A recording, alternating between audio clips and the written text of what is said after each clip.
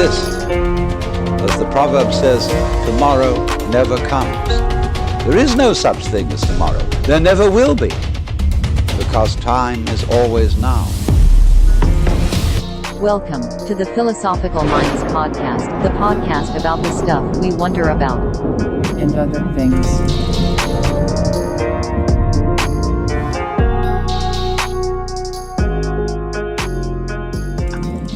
All right.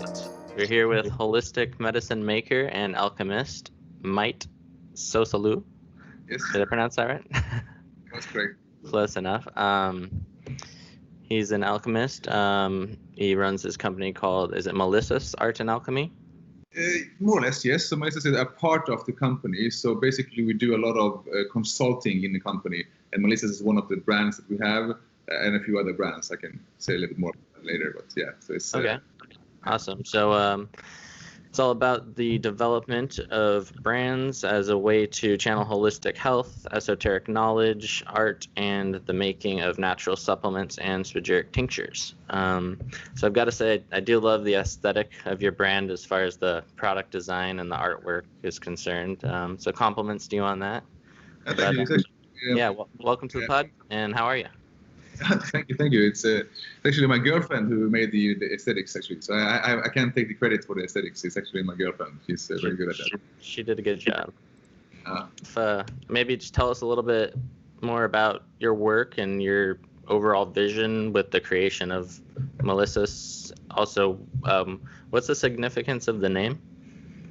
So Melissa's is basically a play on words of me and my girlfriend Isa, basically. And that's why it's called Melissa's.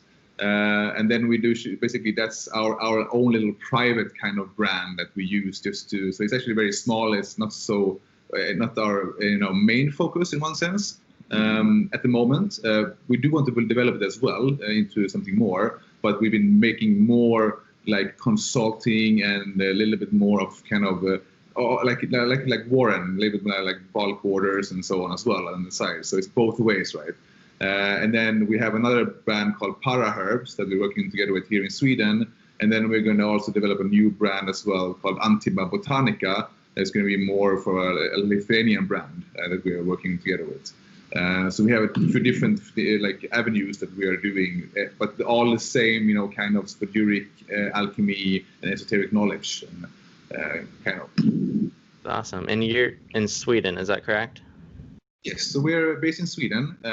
We're now living on a farm. Actually, we bought a farm. So we have an organic farm that is about an hour away from the second biggest city in Sweden. So it's middle of nowhere in the forest. Very beautiful, very quiet, very serene.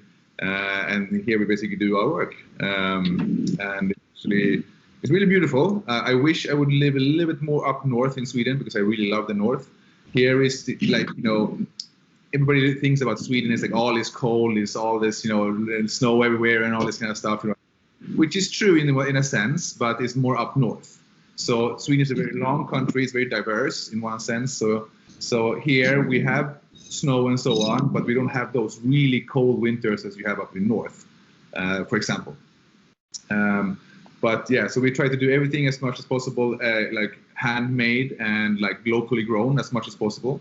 And also we do a lot of like big extractions and also do small extractions and also like herbal extractions, mineral extractions, metal extractions. So we do a really broad spectrum of things actually. I was wondering, have you heard of Christina of Sweden? I guess she was a queen who practiced alchemy and she's connected with the Rosicrucian order.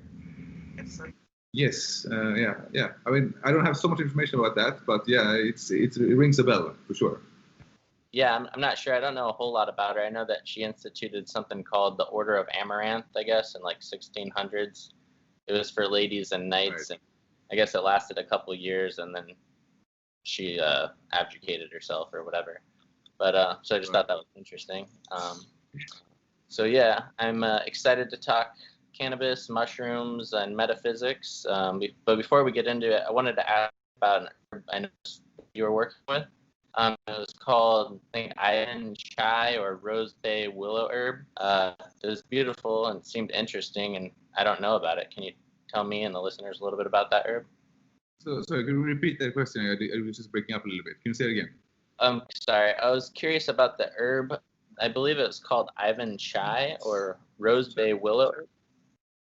Sure. It's actually called fireweed in English, I think. So basically, even chai is a how do you call it? There is like a myth around it, right? And the myth is regarded that the Soviets, or basically the Russians, they drank this tea, right, called Ivan chai.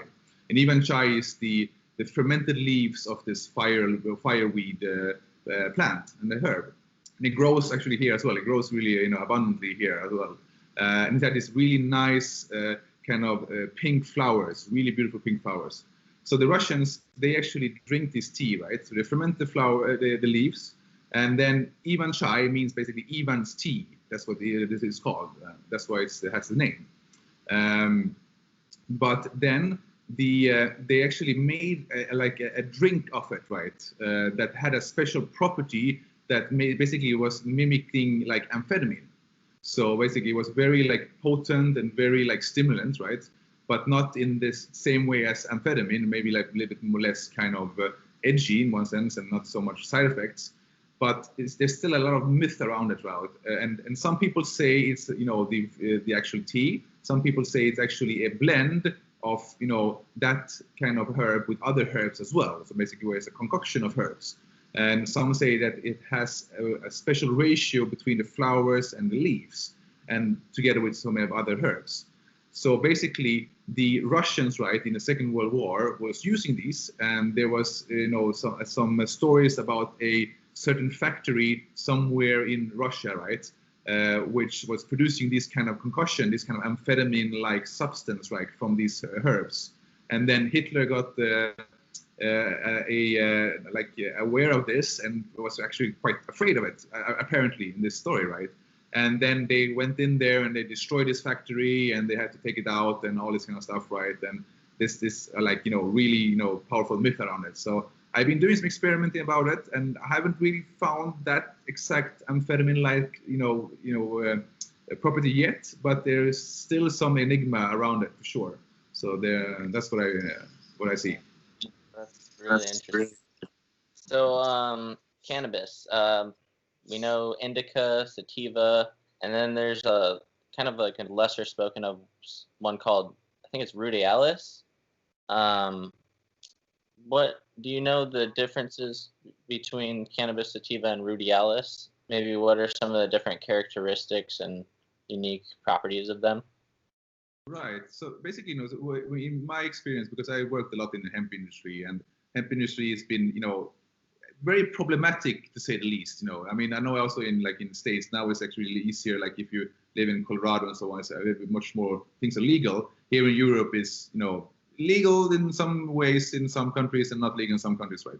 So cannabis in itself is a very interesting plant, right? So you have all these kind of cannabinoids, right, which are abundant in the plant. So basically you have hemp and you have cannabis, right, which is a different strain of the same plant, right? So you have cannabis sativa and you have cannabis indica. And then you were saying, what the other stuff you saying? I think it is ruderalis.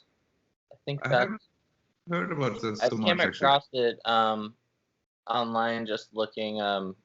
It'll say like indica, sativa, and then another one called ruderalis. Maybe it might be like a hybrid or something like. I'm not really sure. Might be Maybe a hybrid, yeah. That's what it means. So basically, I mean, if you look at it, if you look at the properties of cannabis, there's so many, different ways you can use cannabis, right? And from me being in the industry for such a long time, right, the most common one is CBD, right? CBD, everyone knows CBD oil. Everybody uses CBD oil, and then you have THC, But then you don't really know that there's so many different versions of these kind of oils. You have CBD, CBDV, CBG, CBN, all this kind of stuff, right? And it's also this synergistic effect, in between these cannabinoids, how they work together, and then how they work together with terpenes, and other like flavonoids and all this kind of stuff, right? So there's so many ways of using it, and there's no right or wrong, right? And people always ask me, it's like, oh, how much should I take? What is the best product? It's like, yeah, I don't really know. It's like, it's up to you, It's like, whatever you feel is the best one, It's like, And then you can always, have some standard questions. Okay, what's your problematic here, and like what do you want it for, and so on and so on. And then you can maybe from there have a little kind of broad, selection of things that you can, use. But it's very much up to the user itself of how it would affect it, right? I mean, and now, for example, like if you look at THC, right, you have THC derivatives and isomers, right, that are very popular in the States. Like you have the different deltas, delta 1, delta 6, delta 8, delta 9 is the normal one. You have THCV and so on, and they have all these different properties, right? And it's very, it's very interesting, but it's also hard to navigate. It's a hard to navigate kind of realm to be in if you don't know what you're doing, all right? I'm not sure what do you find? So did you say isomers? Isomers. What exactly is an isomer? So an isomer is basically, if you look at, the most common, say that you have THC delta 9, right? The delta 9 is basically a double bond on the 9th ring of, I think it's the oxygen, I can't remember actually, but anyway, yeah. So you have the 9th, double bond on the 9th ring, right? But if you have a delta 6, you have a double bond on the 6th ring instead of the 9th ring, right? So they are chemically like very identical, but they just have a small variation going on. And this small variation is called an isomer, basically. So it's an isomer, of something, right? And that will basically be depending on where the bond is, in different ways, And then you have delta, alpha, beta, different kind of things, right? So it's a little bit like complicated. But even if you have this small variation, it can have profoundly different effects on the actual properties and effects in your system of how it receives you, for example. So I think he's talking about, we had talked about this a lot because I'm an attorney and I have actually worked in litigation with dispensaries. And so, you have to study the kind of the background of everything. And we had litigation over CBD and, THC and whether it was legal or not. And currently Arizona just passed recreational marijuana. So it's, it's something that's constantly changing.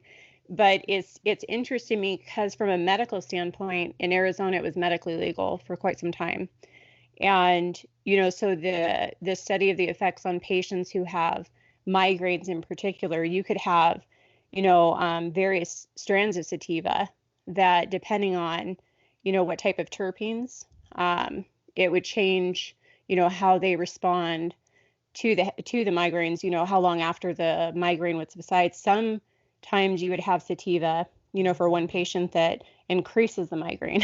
So it has the reverse effect. I mean, it's just really interesting. And even the way that they, the form they put it into, whether it's edible or whether it's, inhaled or vape pen, that can even change the way it's taken. And I'm sure that comes into the alchemy part a little bit. Yeah, and also, if you look, the cannabinoids, right, that are in hemp, right, or in cannabis, right, there are cannabinoids in many different plants. It's just that hemp has an abundance of cannabinoids, right, in so many different varieties. And cannabinoids will be basically received in the body and modulated in the body by the endocannabinoid system, right? So we have our own cannabinoids in our system. And so the endocannabinoids that we produce is basically anandamide, is the biggest one. And then you have 2-AG, it's another one. And then they're basically finding some other ones coming and going, depending on the science. But so we have our own cannabinoids, endocannabinoids, and then we have phytocannabinoids, which is the plant cannabinoids, right? And the plant cannabinoids will basically modulate our endocannabinoid system. And the endocannabinoid system is the largest feedback system in our body, right? So that means that, okay, if you have all these systems in your body going on, right, and they will always want to find a homeostasis, right? And the homeostasis is basically a point of balance where, your body wants to be. So it's like if you say, for example, if you take too much caffeine, your body will down-regulate your dopamine receptors to be able to adapt and find this balance point always, right? So that's why it's like, you're always very good at basically down-regulating, but it's always very hard to up-regulate, in one sense. But the endocannabinoid system, right, is basically making sure that all your systems in your body, all like central nervous system, your blood, whatever, all different systems that they work in harmony together. And this is what it does. And that means that it basically starts to balance your body and your body system. And then when it's balanced into a certain point, it cannot balance it anymore. And that's why you cannot basically overdose on cannabinoids, because it's not a stimulating, it's not a sedative system, it's a balancing system, and you cannot balance it more than you can balance it. It's just, that doesn't work, right? But then of course you can have tolerance to it and so on, but it's the largest signaling system in your body that, so to speak. Right. You brought up a point. Is it okay if I bring that? Because he reminded me of something I wanted to ask you about, because here the studies are somewhat limited. Lately, there have been, there's been a greater focus on the interplay between fertility and cannabis, because as you said, we have cannabinoids in our body, and they've done studies that have led people to believe that it lowers sperm count in men. But with women, it's kind of interesting, because there are some studies that are indicating that it might actually increase fertility because of the interplay between the system. There's still so much to be done, but do you have any knowledge on that topic? I mean, if you look at it, first of all, it's like, the breast milk, right? That, when a woman is nursing her baby, is full of cannabinoids, like full of cannabinoids. So you need that. Reproduction and all this kind of stuff. It's extremely vital for all this kind of stuff to be happening, right? In a proper way. That's what I would say, right? But of course, the intricacy and basically the play in between all the system is so hard to quantify and sometimes to see in studies. But I would say it has a really big place to play for sure. I would say. Very interesting. Yeah, and so like you were saying, many people are familiar with like CBD and THC, and there's so many others. What are some interesting ones that you find interesting and beneficial that are more lesser known? I mean, there's one now that I work a lot with. So I mean, just to see as well, it's like one thing that is most problematic is regulations, because cannabis has been a problematic kind of substance, and we want to legalize it. Everybody wants to legalize it, what I know of, but there's so much, suppression going on, and there's so much interest, from big pharma and all this kind of stuff going on, right? So it's very hard to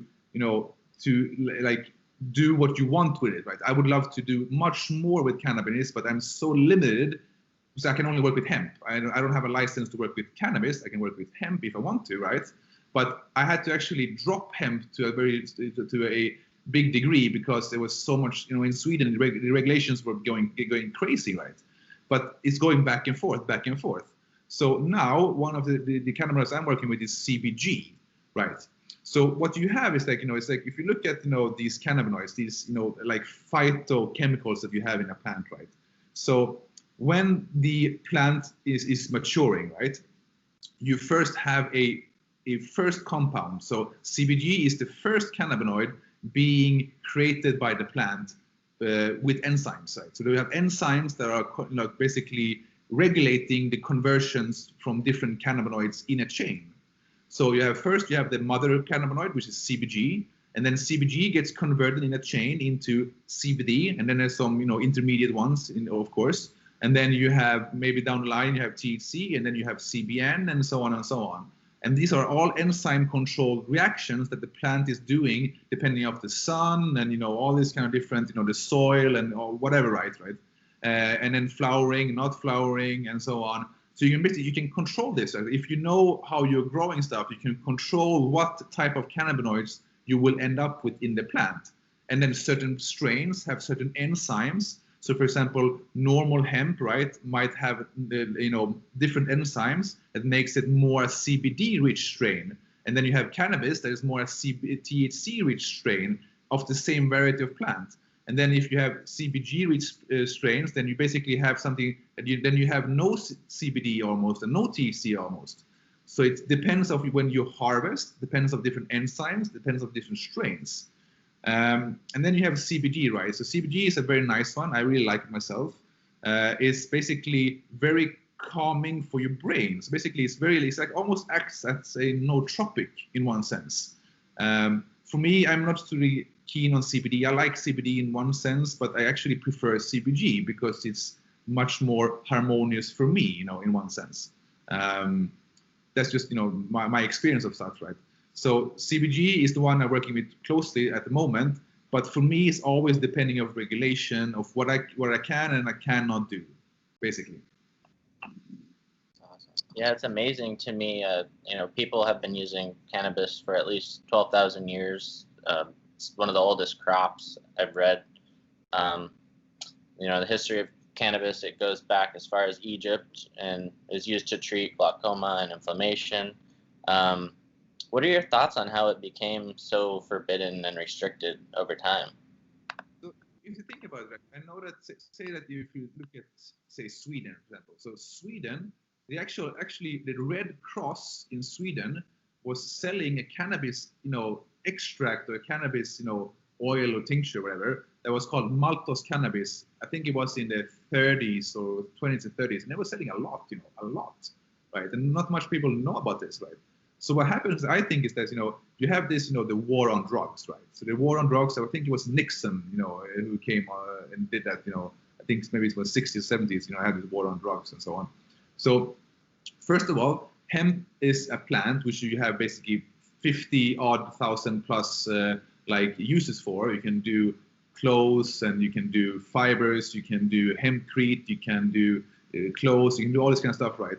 So you have all these industries, right, that are always trying to get upper hand, right? So basically, you know, in one sense, hemp was basically used in the late 30s and 40s in the States, and was, you know, actually mandated by the government, say, like, you have to grow hemp because we need hemp because we're in a war, you know, all this kind of stuff, right?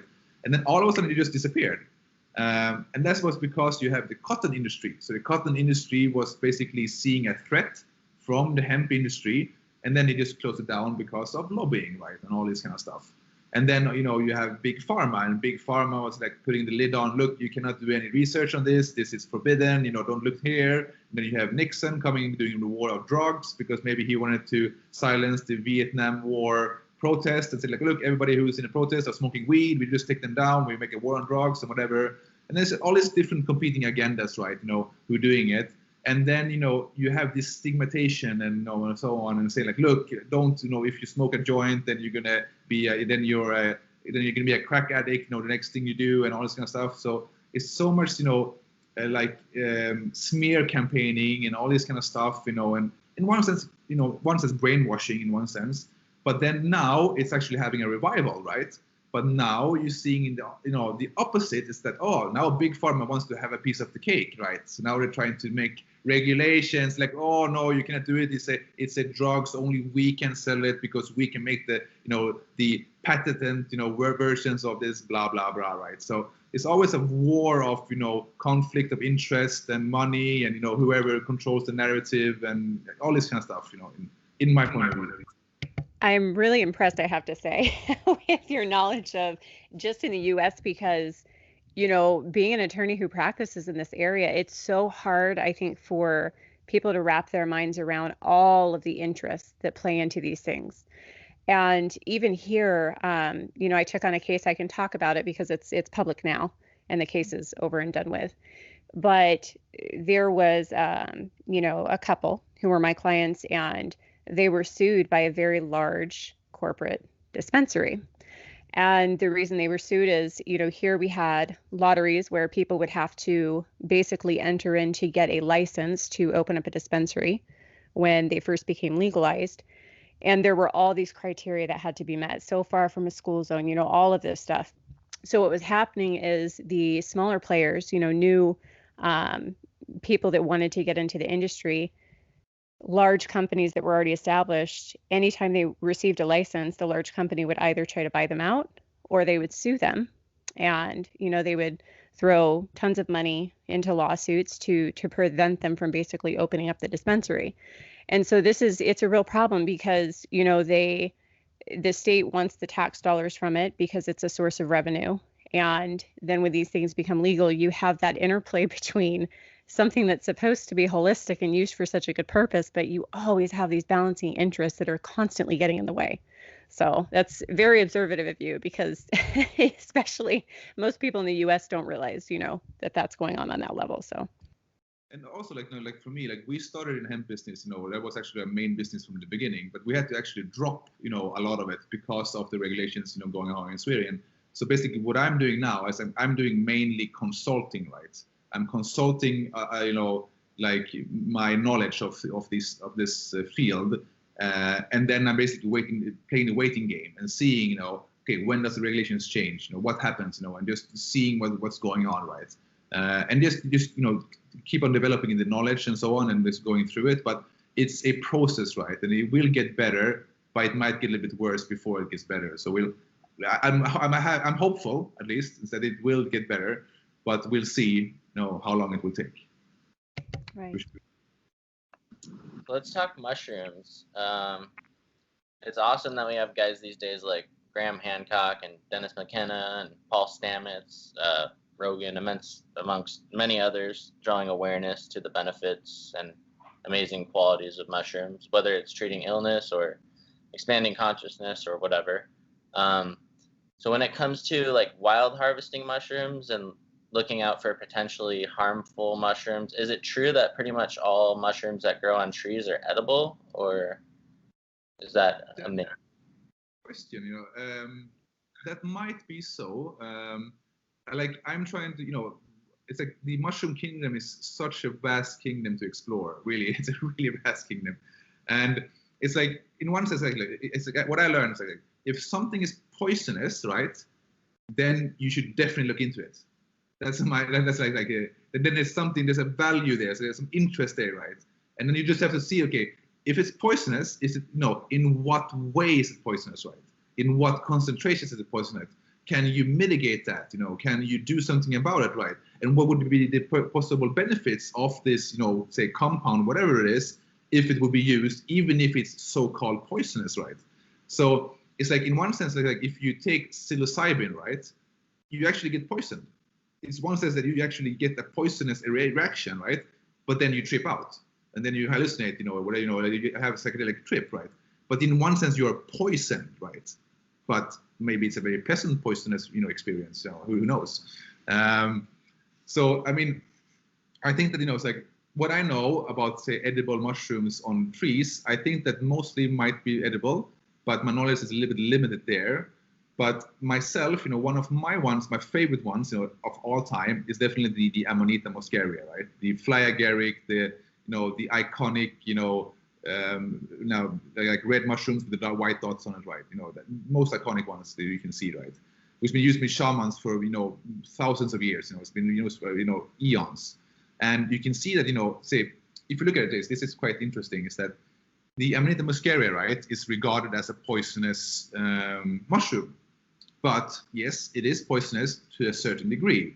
So you look at it, right? You have this, acid called ibutenic acid, which is poisonous in its raw form. And if you eat, a high amount, you might puke and you might feel very sick, right? But to die of, ibutenic acid poisoning is quite rare. You would have to eat a lot, to be able to have, that kind of poisonous level, right? But as soon as you dry it, the ibutenic acid starts to convert and decarbonize. So it releases the carbon dioxide, bond, and then it becomes muscimol, which is a stronger version of the first one, but non-toxic. So as soon as you dry it, it becomes non-toxic, and most people don't know this, right? So people think, oh, it's poisonous, right? And I go out, I have these stories, and I go out in the forest here, right? I pick mushrooms, and I, meet some people in the forest, and they look at me, it's like, this is poisonous. I'm like, no, don't worry, It's like, and they look at me with big eyes, and they're like, and they think that I'm completely crazy. I'm like, yeah, don't worry, it's fine. So yeah. Is it psychedelic? Is it not? I mean, I've had a profound experience that included the consumption of this mushroom in combination with some other things, although it was a result of a one-time experiment, and I'm definitely not qualified or confident in discussing what that formula or combination of ingredients were on a public platform, because I've never heard anyone else that have has done it in that way. But like I said, it was extremely intense, and I'm definitely no expert on this subject. So for this subject, I defer to guys like you, and as this is your area of expertise. So yeah, what are some of the interesting legends around this fly agaric mushroom to your knowledge, and is it poison or is it psychedelic? Is it not?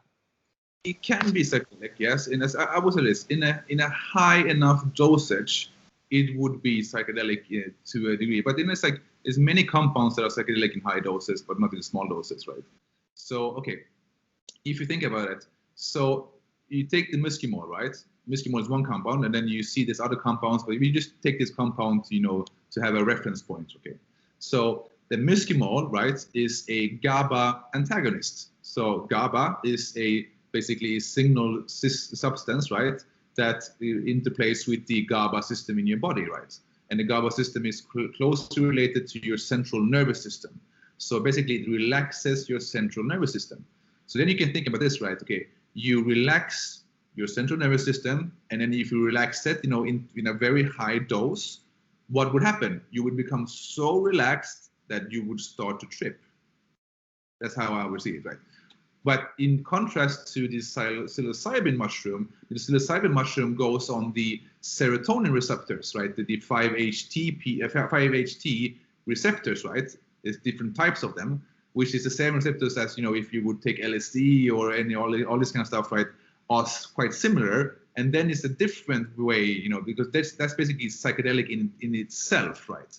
But the Amanita muscaria is more that you just basically relax yourself into a state of meditation where you will open up to these other states of consciousness. You can call that psychedelic, you can call that tripping, but it's a different way, right, than the normal psychedelic that you would think of. Would you compare it to hypnosis? Because Sky and I both, we've gone to different shows where they have hypnotists. Sky cannot get hypnotized so far. I get hypnotized very easily. And it's a strange feeling because you're aware of what's going on, at least from my experience, okay? I was aware what was happening, and I knew what was happening, but it was as if, you have no limitations. You feel completely comfortable. And when I came out of hypnosis, the different things that the hypnotist had said, he had me imagine that he was someone grotesque or something. And I literally, after the show, I could not touch his hand. And I knew mentally that there was nothing wrong with him. But my physical reaction was, oh, I don't want to touch his hand. And then, the next day we actually went back to the show again, and that had worn off and gone away. But when I went home to sleep, it was as if I had slept for hours. It was like I had gotten the best sleep of my life. It was very strange. So I don't know if you've ever been hypnotized or much about hypnosis, but when you describe that experience, that's what it sounds very similar to. I think it could be very similar, to be honest. I mean, hypnosis is a thing that you cannot get hypnotized if you don't, basically agree to it yourself. So basically, if you have a resistance to something, right, and if you don't agree to it, like mentally or subconsciously, you cannot get hypnotized. So you have to basically be very calm in yourself and very, okay, look, I will just, let go, right? But if you don't let go, you cannot be hypnotized in one sense. But right. But I would say this, I think it's very similar to the state of Amanita muscaria in one sense. And also what you see is that, that you basically have a coherence between your brain halves. So as soon as you start taking, like, say, Amanita muscaria, your brain halves start to sync. They actually synchronize in brainwave patterns. And that means that if you take it, because people usually take it for lucid dreaming, right? Or basically for better sleep. So I usually take it maybe, say, once a week or something, just to basically refresh my sleep, because I sleep, immensely much better with these ones. And I dream like these profound dreams, and I just dream and dream and dream and dream and dream. It never ends. And it's just like, just so intense in one way, but also so liberating. And also, as I said, maybe like almost similar to this hypnosis state in one sense. You just feel so relaxed afterwards, and it's so nice in my sense. But it's also very dose related, right? So If you take more, of course, then you will, maybe you can have a psychedelic effect, but then you have to take a lot in one sense. But there's also depends on how sensitive you are. Like, if I would make a tincture of it, right, then I would make it so that a dropper is a microdose, right? And one dropper would be just enough for having a very good night's sleep, basically. Yeah, no, that makes sense. Now, with psilocybin, I believe there are some studies that indicate increase of like neurogenesis. Are there any related aspects with that with Amanita muscaria, or? What I know, what I've heard, I cannot really, say, if this is completely true or not. But what I've heard from, studies and so on, is that the Amanita muscaria actually resets your mitochondria. So it has actually a profound effect on your mitochondrial, basically receptivity in one sense. But also basically it's like, okay, your mitochondria is basically your energy center in your cell, right? That produces all energy, that produces ATP in your cell. And then it in some way, it resets that mitochondrial function so it can, perform better. It's like almost like if you basically, you restart your computer, almost like, maybe you could say that. That's what I heard at least. So, and then if you look at psilocybin, right, psilocybin has this neurogenic effect, what I know of. And basically, and that's also, if you look at also different types of psychedelics, like they say that you have, say, iboga. It's also very, has a lot of, neurogenical, like neurogenesis effects, you would say, right? And it's also that because what you can see is like, if you look at your brain, right, your brain is like, a big supercomputer, right? But it organizes itself into patterns, right? And these patterns get reinforced, the more you use that pattern. That's why if I say that you drive your car, right? And then all of a sudden, when you learn how to drive a car, you don't have to think about driving a car. You just drive a car, right? Because you reinforce this habit, and it becomes a subconscious part of your brain, right? But that means that your brain can also get stuck in patterns, right? And just be very rigid. It doesn't want to move. It doesn't want to, right? Because your body, let's say, your brain is very lazy in one sense. So your brain always wants to optimize itself to consume as little energy as possible, right? To conserve itself, right? Because if you want to learn new stuff, it takes a lot of brain energy to learn new patterns, right? That's why it actually gets to like pushed back into your subconscious, so you don't have to think about it. It happens automatically, right? But then when you take, say, mushrooms in different ways, say psilocybin or amanita, in one sense, you can basically, loosen up this rigidity in your brain, and then you can basically create new patterns. And it's almost like you take a step back, and then you're like, oh, now I can create new patterns. I can see things from a different perspective, from a higher perspective, and then you can basically reprogram yourself, right? And this is both good and bad. You can reprogram yourself in a good way or in a bad way, right? Depending on how you do it, right? And what intention you have. Fascinating. So that, go ahead. You go ahead. No, I was just wondering, that's probably where it goes into the study of PTSD and treating trauma and things like this, yes? Yes, that's correct. Yeah, it's just really interesting because, I had a car accident, I think 3 years ago, where the car rolled 3 times, it landed upside down, and I had to kick the window out, and the accident, I mean, it was the second time it flipped, I was conscious the whole time. And it was the strangest thing because I had never had any type of physical trauma like that ever in my life. My life was just pretty smooth running, college, law school, all that. And I had to go through intensive psychology to be able to process, what had happened. I would get into the vehicle to drive, and it was strange because even though I was the driver when the accident happened, no one was in the car. Only when I was the passenger in the car on a highway, I would close my eyes and freeze up and grab the seat really tightly. So there were just so many different things that happened. But anyway, so it's just so interesting because I've heard about, the implications of, studies with using that to kind of reverse and rewire your brain so that you don't have these ingrained patterns or these ingrained responses from something traumatic that happens like that. That's correct, as well. Because, it's like this trauma will live on until it's resolved, basically. That's what I was saying. Right, yeah. And then it's like some people, prefer, they say like, If you take psilocybin, right, then if you combine it with lion's mane mushroom, it's also a different mushroom, those two together work very well together, apparently. Yeah, that's interesting. And aside from psilocybin or Amanita muscaria, what are some other interesting medicinal mushrooms that you've come across or that you're personally interested in?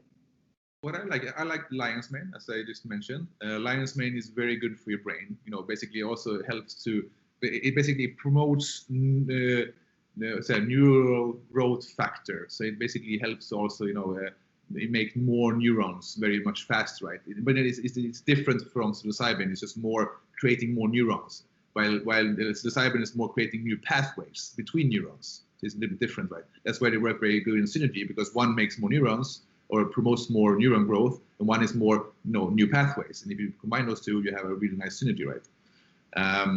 And lion's mane is one I just like. It's a nootropic, it's regarded as a nootropical kind of mushroom, right? And then besides that, you have chaga, if you know what chaga is, which is the Yes. the black kind of little ball that trees, right? Trees, yes. So which has a very high antioxidant value, for example, and most a lot of different other compounds that are very beneficial for you. So it's people take it to mitigate. Some people take actually to mitigate cancer and so on. They say that it has this profound effect of healing your body, right? But it's all, I think it's very dependent of the person itself, right? So I would never say like, okay, this cures this or whatever, right? It's very up to the person itself, how it works, right, in the body.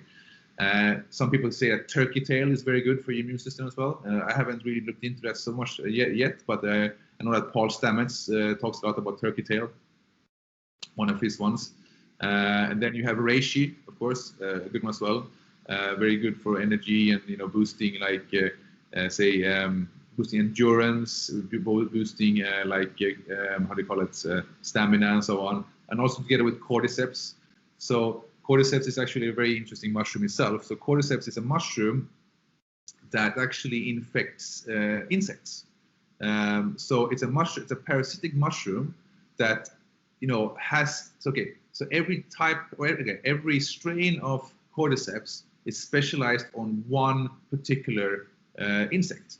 So you might have, say, 4,000 or 5,000, what I know at least, or maybe more, maybe it's like 40,000, I'm not sure, but there's many different thousand types of cordyceps, and they will have one, say they have an ant, and they infect this ant, and then this ant, they basically control the ant, and they want to control the ant, so the ant goes back into their, ant hive and infects more ants, right? And so it basically controls the mind of the ant. It's actually really, really weird. And then, it basically consumes the ant from the inside. And then basically the ant dies, and the ant actually, or whatever insect it is, basically gets cracked open. And then you have this little mushroom growing from inside of it. And then it releases the spore and infects more like insects. So it's quite gruesome in one sense. Yeah, I've heard a lot about that. It's fascinating. And it always kind of made me feel weird, because I know it's supposed to be healthy for human consumption, but just the idea and thinking about what it does to the insects, I'm like, oh, this is kind of weird. But do you know why is that it doesn't have a similar effect on us, but it does on the insects? But I'm not sure that all different types of cordyceps are edible in one sense, and they have been, because it's you can wild harvest them, but it's very hard to find. And what happened is that they think there's like 4 different strains that they'll be able to to do in a lab, right? And there's one, I think the cineris is one, but then one of them they only made the actual mycelium. Mycelium is actually the actual growth of the the fungus, not the fruiting body, right? But then they have one called militaris, which is also the fruiting body as well. And sometimes you combine the mycelium with the fruiting body. And basically the effects of it is basically it boosts endurance a lot, endurance and stamina. So people use it for training, right? If you take cordyceps and then if you go training and boost, basically I think it boosts a lot, for your circulatory system and so on and so on. So it's great for working out, really, really great for working out, I would say. That's awesome. Ashley, do you have any other questions about mushrooms before we move on? No, this is really interesting because I was, I've never tried any of this stuff. I am one of those that I always try to follow the laws and everything. So sometimes that can be quite boring, but it's so interesting because I have so much curiosity about all of this, so it's neat to hear, just your studies on it and how it affects different things. We're really limited here in the US on the studies of this. So, yeah. I think it's, it's like there is a lot of like studies going on, right? But I think that it's like you really have to get good at doing research, right? And this is one thing that it's like it's like when you do say alchemy, right? You have to do your research. You really, really, really have to do your research because otherwise you get nowhere, right? And it's like you have to also find out for yourself. Like don't take anybody else's word for it, right? Just find out for yourself, how does this work? Okay, if I take this compound or herb or whatever, how does this make me feel, right? It's like, and then you can, of course, you can see what other people are saying, but you also have to go have a starting point from yourself. That's what I would say. That's the most important thing, right? And then of course it's like, of course, okay, if some people are very much advocate for psychedelics, some people are not, right? And there's nothing right or wrong, and of course you have to see from the local laws and so on that what can you do and what can you do, right? But I think there's always this. I think that we as humans has to have a personal choice. If I want to do something with my body, it's my personal choice. Nobody should say what I can and cannot do, right? But then, of course, there's consequences. If I would take heroin, there would have consequences for me, right? But I would say, like, look, we should be like so much more educated as as a society, so we could actually not just say like, look, you can govern yourself. You don't have anybody else to govern for you. You can govern yourself based on your own discernment of things, right? I think that's the best way to do it. But unfortunately, we don't live in that society. Unfortunately, not. I would say. Yeah, it's a really strange thing because, without really being able to test something for yourself, I think you don't really understand the effects or the differences because it's trial and error, it's experimentation. So, what someone else describes to you or what you read in a book, it's never the same as when you experience it. The things I can relate, for instance, practicing law, when I first started, I opened my law firm. I took every case that I possibly could. Other lawyers thought I was crazy. They said, how are you going to learn? And, you're taking these cases. Well, it's through trial and error. If I don't take them, I don't understand the challenges and the things that don't work, the things that do. And when it comes to the law, Sky and I talk about this often. When it's something that affects another human being, in a significant way, I think that that's where the law should step in. But aside from that, it's odd to me that we live in these, democracies. They're so-called democracies, but we really govern how people do things for their own bodies. And it's strange to me because someone should have a choice, if they want to take a risk with their body or not, just like, we allow people to go skydiving per se. It's not very, it's not safe. There's a lot of things that can happen. But then when it comes to drugs, we tell people, oh, well, you can't have this because it's too dangerous for you. And it's so strange because, I don't understand why the government should feel the need to interject, even if someone did end up dying, from an overdose, which is quite sad. It should be that person's choice whether or not they can take that risk, So I agree with you, definitely. I think that the biggest problem, biggest hurdle is of course is special interests in certain ways, but also the thing that we think that we need an authority to tell us what to do or not to do, right? Which is not the case. You are the authority of yourself and your life and what and your body and whatever and your thoughts as well. You control and you say like, I can choose my thoughts. I can choose this and this and this and right. But it's like we're so misled into just buying into this society or buying into all this kind of stuff, right? And then we just basically dumbed down by all this stuff that we inject into us, right? So it's just that it's an evil cycle, right? But you can see that things are changing, even if it's slowly changing in some areas, and some areas is more faster. Things are changing in every aspect in our life, from health to energy to societal structures to politics. Everything is changing and actually quite rapid in one sense, right? So it's just basically hold on and just try to be centered in things. But I think that we are moving into something very much better, but it might take a while and it might be quite a bumpy ride in many ways, I think. Yeah, I completely agree. Absolutely. And yeah, on that note of like doing research and like say you're trying to figure out things for yourself, I think in the alchemical realm in particular, it appears to be pretty vital. So for example, say something like the Philosopher's Stone.